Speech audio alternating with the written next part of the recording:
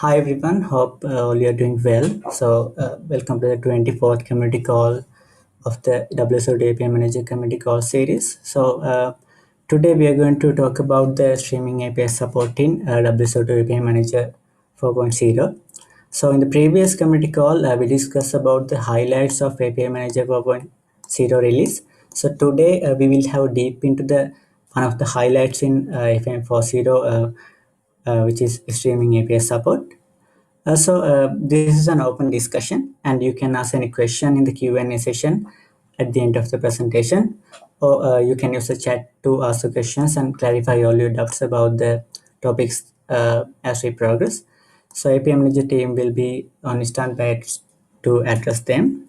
This session will be recorded, and you will be able to find it from the API Live YouTube channel. And I'm Chashika Veeratunga, working as a software engineer at WSO2 API Manager team. Let me give you a quick overview of today's agenda. So first, we will have a brief look about synchronous and asynchronous communication, and we will extend the topic to synchronous versus asynchronous APIs.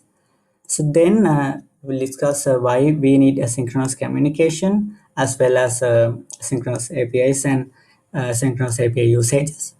Then I will explain about API management features for streaming API and what are the supported protocols. And finally, I will do a demonstration on creating streaming APIs using WSO2 API Manager. Before diving into the streaming APIs, so it is important to know about the synchronous versus asynchronous communication and get some basic understanding about that. Synchronous communication, so as a word sounds, it's being done in synchronous way. So that is one party will wait for the response of the uh, other after it sent a request. Let's look at a simple example for this. So imagine that you're in a queue to buy something from a shop, and the shop has only one seller who does the every process like the preparing required goods and the billing and etc.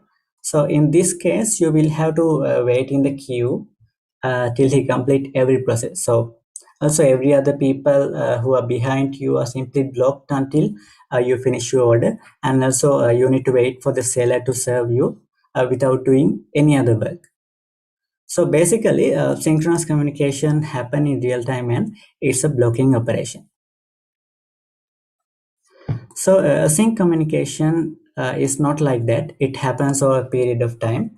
So in the next image, you can see that you are in the restaurant and waiter comes into you and asks for your order, and then he go back to another one and ask their order, and then after that he will place all the orders. So in the meantime, so you are not blocked and you can do other things as well.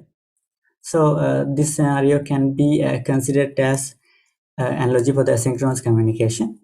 So the asynchronous communications happen when information can be exchanged independent of uh, in time. So it doesn't require the recipient immediate attention. This analogy is applicable for the synchronous and asynchronous APIs as well. So here you can see the REST is the most popular example for the synchronous APIs, and it has a simple client-server architecture. After the client send a request to the server, it will wait until it's get the response from the server. So asynchronous APIs accommodate that an asynchronous client-server relationship. So where the server pushes information to the client rather than the conventional synchronous request response cycle. Also, streaming APIs have the capability to send multiple responses from the server to client, again the single request response cycle in REST APIs.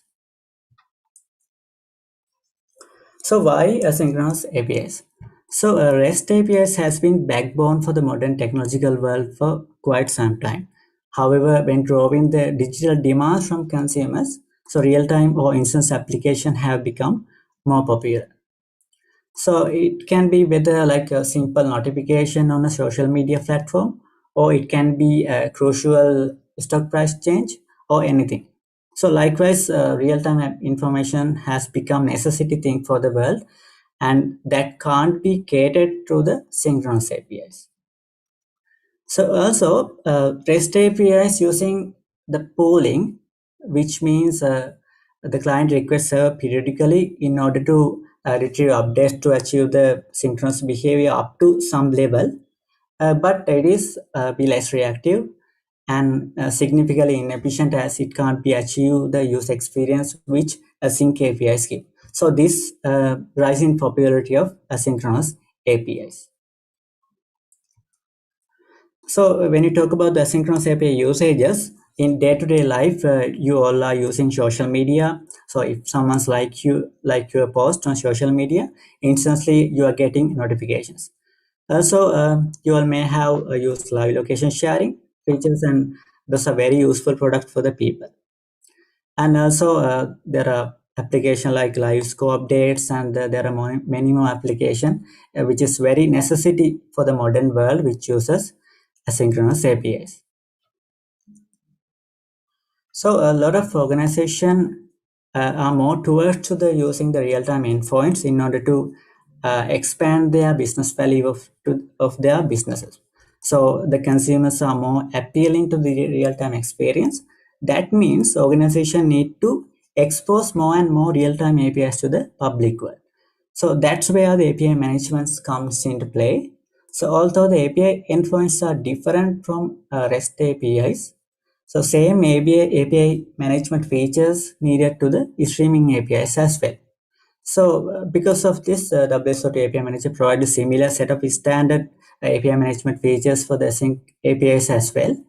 So these are some highlight API management features like API development and subscription experience across protocols, and also authentication and authorization, and rate limiting and throttling, and usage data monitoring and alerting. So I will explain this one by one in later slides as well.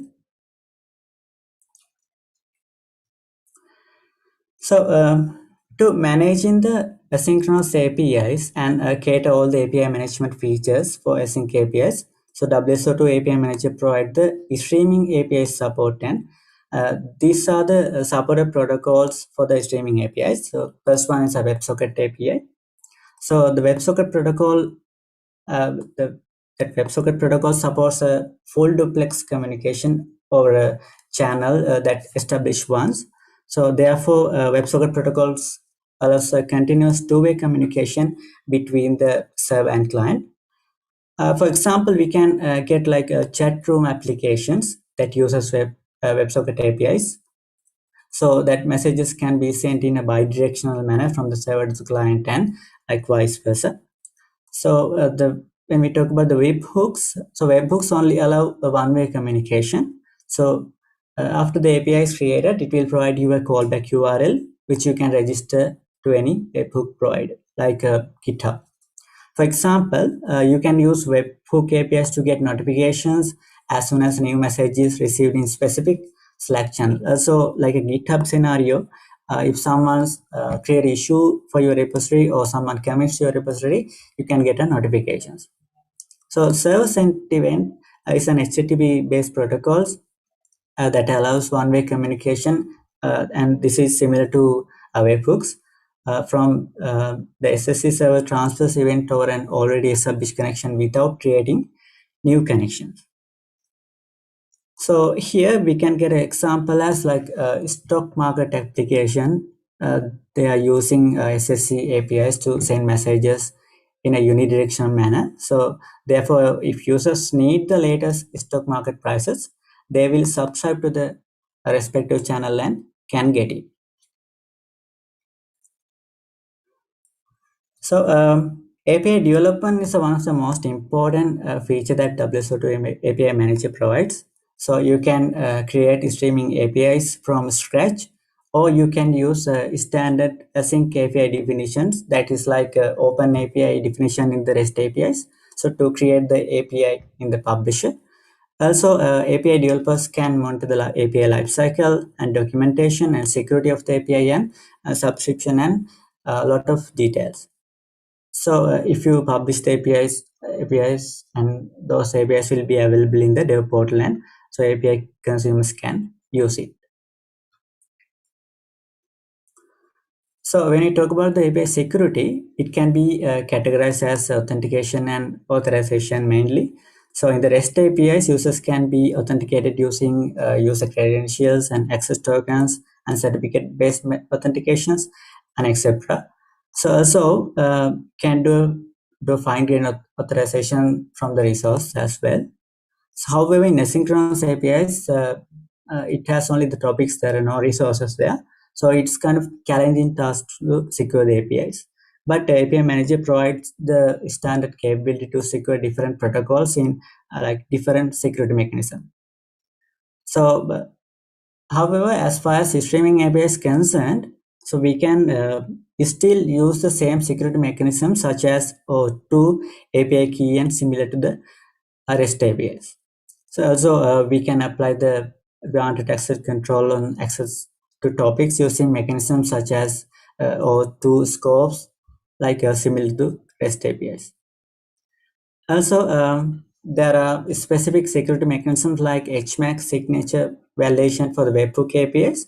So and that can validate the payload which is coming to the public callback URL. So in asynchronous communication, requests and responses paths are decoupled. So the response can come at any time, and there can be any number of response events. So therefore, we need to do some meeting and coupling both the request and response paths. But with REST API, API's requests equal to response. So counting requests should be generally enough for the REST APIs. So the business plan has to different from REST APIs because there are REST API uh, plans are based on the number of requests. So in streaming APIs, for the request can have many responses or updates or events because of the rate limiting. Has to apply and client should be charged based on the number of update it can receive. So we have these rate limiting policies in subscriptions. People can use any of these rate limiting policies when working with the monetization as well. Like you can see, best one is a count-based rate limiting policy. So these policies based on the number of total events and application can receive uh, like for example 1 billion total events and 100 billion events or unlimited event. So after the application reaches to the limit, the API gateway will throttle out the application. So second one is time-based rate limiting policy. So this rate limiting policy is based on how long the client can subscribe to a given topic or API. So for example, 1 week, 1 month, or forever we can get. So after the client reaches a specific time limit, the API gateway will throttle out the client. The third one is count time hybrid rate limiting policy. So this refers to the rate limiting policies that are based on the both earlier mentioned like time-based rate limiting policy and count-based rate limiting policy. As example, like 1 billion events within a day. So by default, we have defined some plans, but you also can define your custom plans from the admin portal.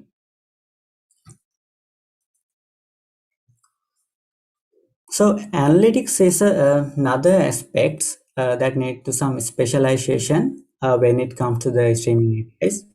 So APIM 4.0 comes with a cloud-based analytics solution, and you have to configure the Choreo Analytics to use it.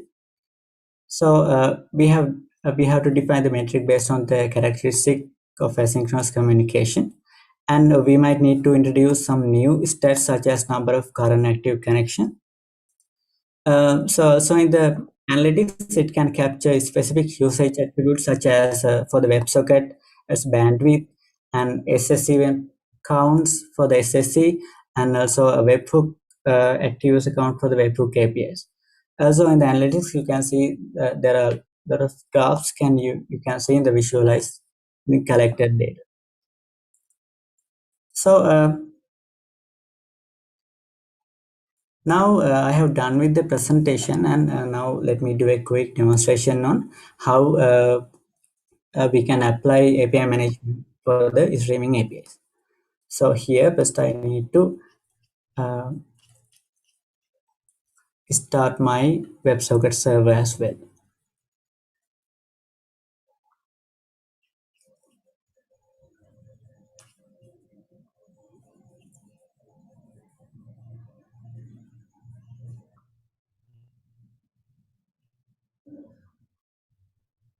So I will first start the WebSocket server.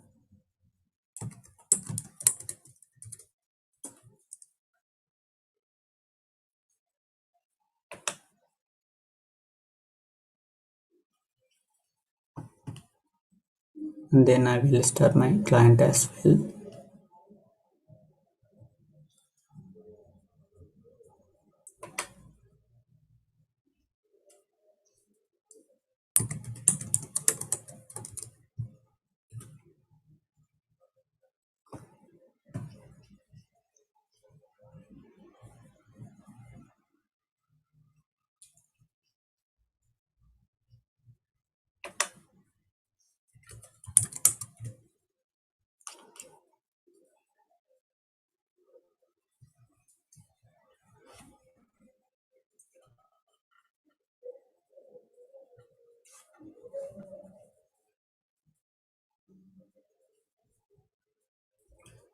And I will open my API Manager setup as well.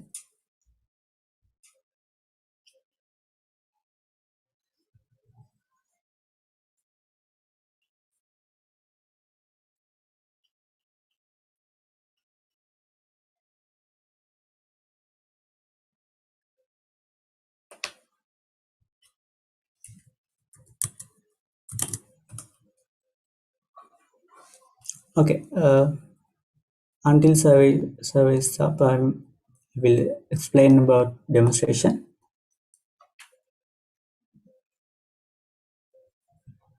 So in the demo, I will integrate a chat application which is implemented using WebSocket APIs with WSO2 API Manager. So our WebSocket API is going to have three topics that will connect it with our WebSocket service channel. So first topic is a room topic. It is to join a chat room which has the that has given the ID. And second one is the notification topic. So it is to retrieve the notification, and third topic is a support topic, and it is to chat with the support. So I will use the support topics to demonstrate the fine-grained authorization at topic level as well. So this is my web application. This is chat application, and here we can create the chat rooms, and we can get the real-time notification if someone joined to the chat room. Likewise, so uh, first let's go to the uh, publisher portal in order to create our API. Hope API manager service up.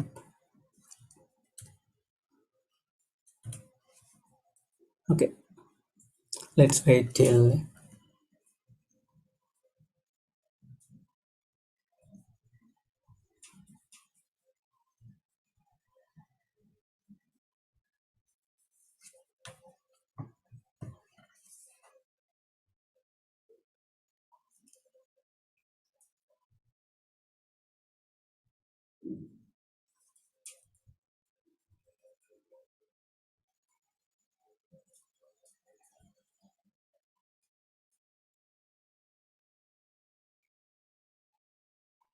it takes about 2 3 minutes.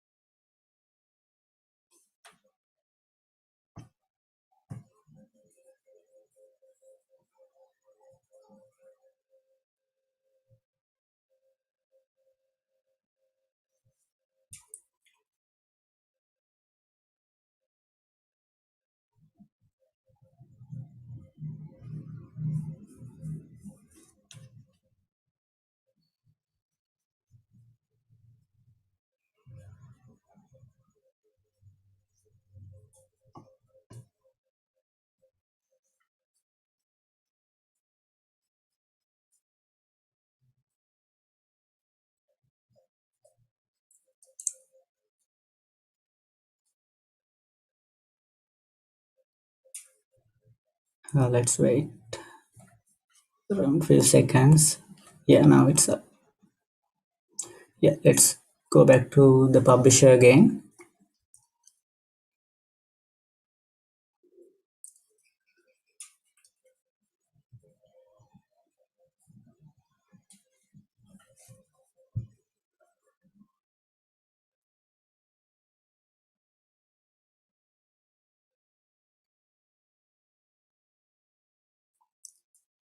Okay, in the publisher, there's a create API option. From create API option, under the streaming APIs, there are four options to create the APIs. The first is to create the API from the scratch, and this one, the import an async API is to import the async API definition and then you can create the APIs. So I'm going to use the first one. I'm going to create my API from scratch. So let's name it as chat app.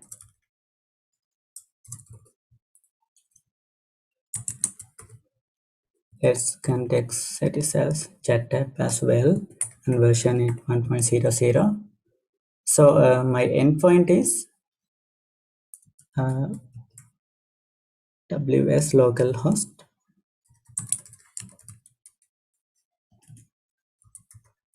8080. This is my WebSocket server URL, and let's create the API.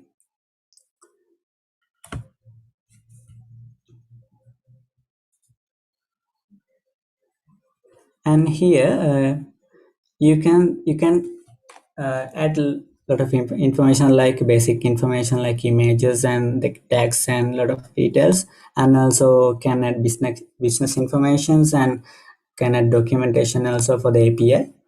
So for the streaming API world, so we have topics instead of the resources in the REST APIs. So let's add our API topics. So I have three topics, as I earlier mentioned. So let's delete the default one and let's add our uh, topics. First one is notification topic. So for this one, we are going to add two types, which is sub and pub, because we are going to publish the messages to the notification as well as we are going to subscribe it from the notifications. Hence, I'm going to add both pub and sub. So let's create it.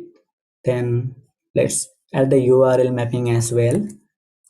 So this is same thing, and let's save it. And second topic is the room ID topic, rooms topics, and it has a path parameter called room ID. And this also I'm going to add both pub and sub. Okay, here as well I need to map the URL.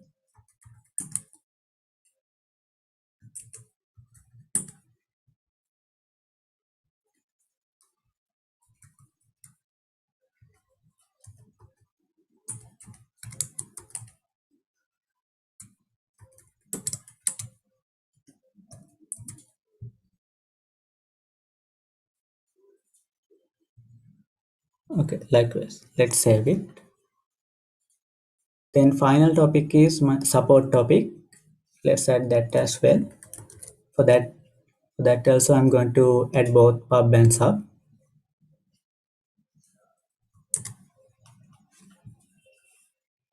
And let's add the URL mapping as well. From support topic, I'm going to demonstrate the fine-grained authorization at topic level. Because of this, I need to add a scope here. For add the scope, let's enable the security and let's create a scope first.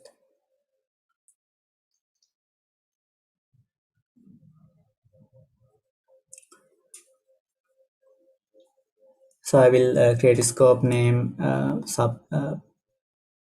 support,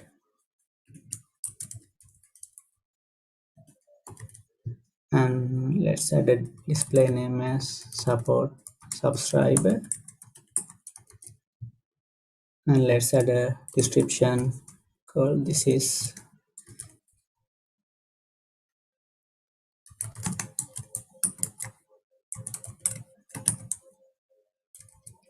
Then let's set the role here. This role should be available in the API manager. So I have already created the role called support subscriber. So I'm going to add the same role.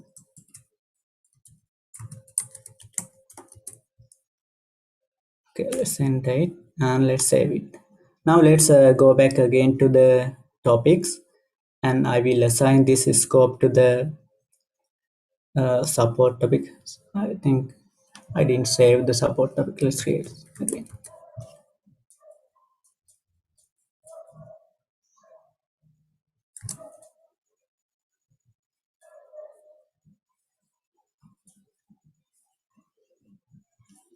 Okay, here I need to add URL mapping. Now you can see the created subscriber scope is there. So let's add it. Now let's save it.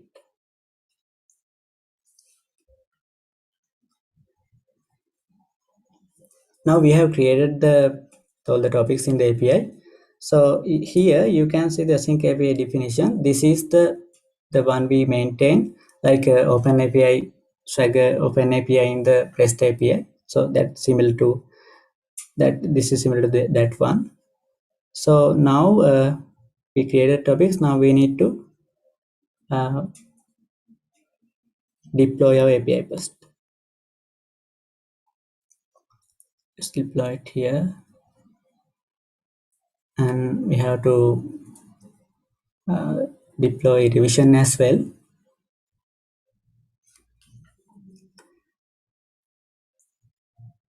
Okay, we have deployed the API. Now we have to publish our API.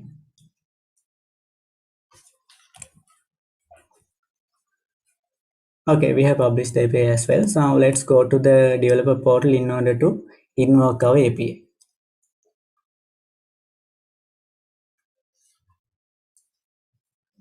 Okay, so now I have created my API. You can see in here.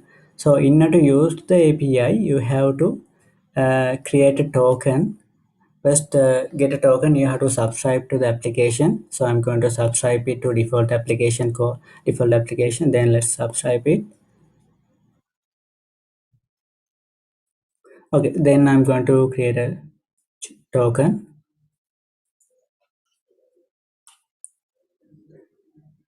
Okay, in the first time I'm not going to use a scope because I need to show you in the demo that support chat is not working with this scope, without this scope. So let's generate it without the scopes.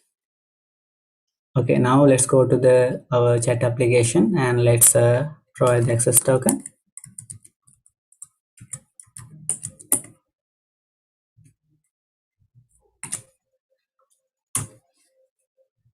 Okay, now let's create some rooms as well.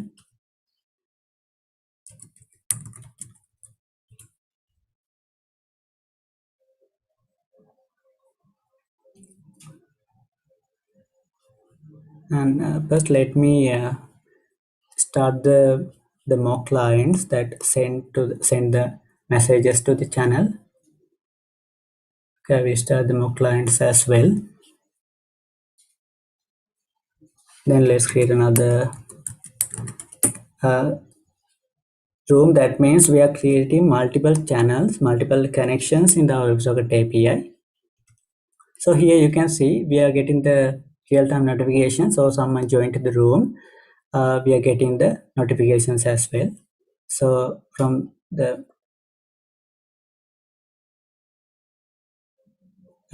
this one, yeah, since I'm creating the mock client, so we are getting the message from them. Yeah, likewise. So here we also can send the messages since WebSocket is full duplex. So hence we can send the messages as well, likewise. So now let's try to add the support chat. Okay, you can see we can't access the support chat because we add the topic level authorization, like we get scopes to the our topic. So in order to access the support channel, we have to get the token with that scope. So let's go back to the dev portal and create the token with that scope. Okay, let's generate it with the scope. Now let's go back to the chat application.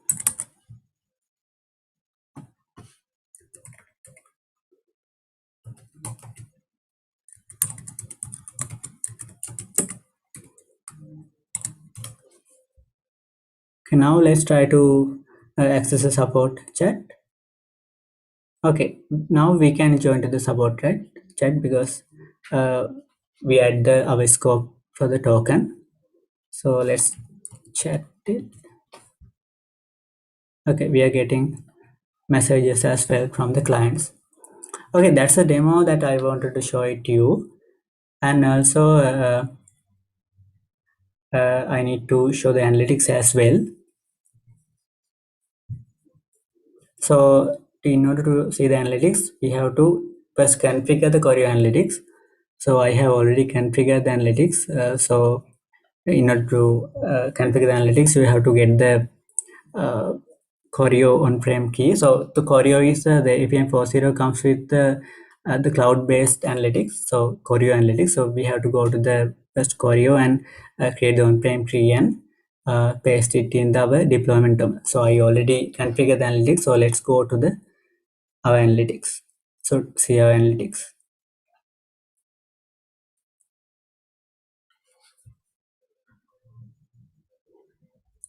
Okay, this is analytics dashboard we have. So let's sign in again.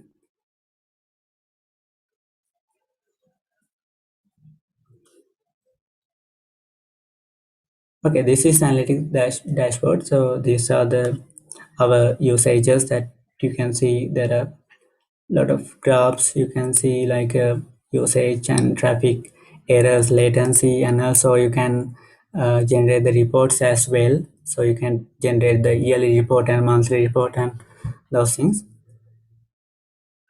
Yeah. So that's a demo that I wanted to show it to you. Now let's go back to the slide.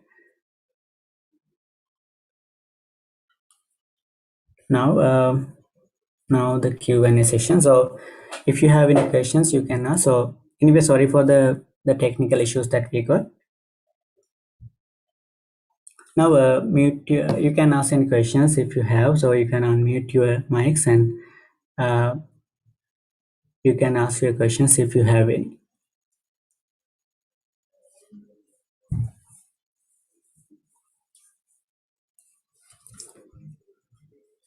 Also, you can use the chat as well.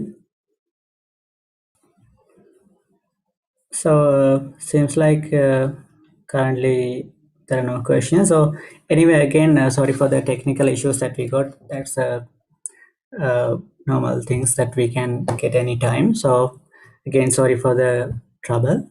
So if you have any questions in later, you can ask in our uh, Slack channel. So now we will be ending our community call. So this session is recorded and we will put this into the YouTube API live channel.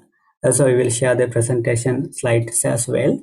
So our next community call is happening in the next month. So you can give any suggestions for the next community call in the Slack channel. So thank you very much for everyone participating to the community call. So we hope everyone will be joined to the next community call as well.